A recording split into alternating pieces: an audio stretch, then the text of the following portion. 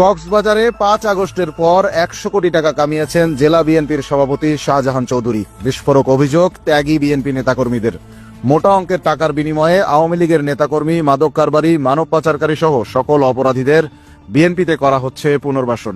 হাইকমান্ডেও জানানো হয়েছে অভিযোগ। বিস্তারিত দেখুন কক্সবাজার থেকে খান মাইনুদ্দিন ও ফাহিম হাসান সাদিকের করা ৩ পর্বের ধারাবাহিক অনুসন্ধানী প্রতিবেদনের প্রথম পর্বে। ২০২৪ সালের ইতিহাস কাঁপানো জুলাই গণ অভ্যুত্থানে আওয়ামী লীগ সরকারের পতনে সবচেয়ে গুরুত্বপূর্ণ ভূমিকা রাখে বাংলাদেশ জাতীয়তাবাদী দল বিএনপি। জুলাই গণ অভ্যুত্থানে শহীদদের অধিকাংশই দেশের ঐতিহ্যবাহী ও জনপ্রিয় এই দলটির কর্মী। তবে দলটির দীর্ঘ ১৭ বছরের জুলুমের শিকার হওয়া কিংবা জুলাই গণ অভ্যুত্থানে অবদানের অর্জনকে ক্রমেই যেন ধ্বংস করে দেওয়ার মিশনে নেমেছেন কক্সবাজার জেলা বিএনপির সভাপতি শাহজাহান চৌধুরী।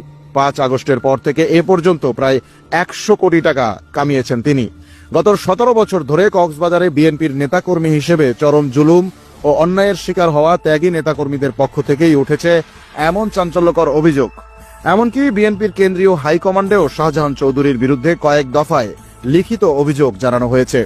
কক্সবাজারে সরেজমিনে অনুসন্ধানে গিয়ে বিএনপির পোর খাওয়া ত্যাগী নেতাকর্মীদের সাথে কথা বলে জানা গেছে, ৫ আগস্টের পর থেকে কক্সবাজার জুড়ে মোটা অঙ্কের টাকার বিনিময়ে আওয়ামী লীগের নেতাকর্মী, মাদক কারবারি, মানব পাচারকারী ও সন্ত্রাসীদের বিএনপিতে পুনর্বাসনের ঘৃণ্য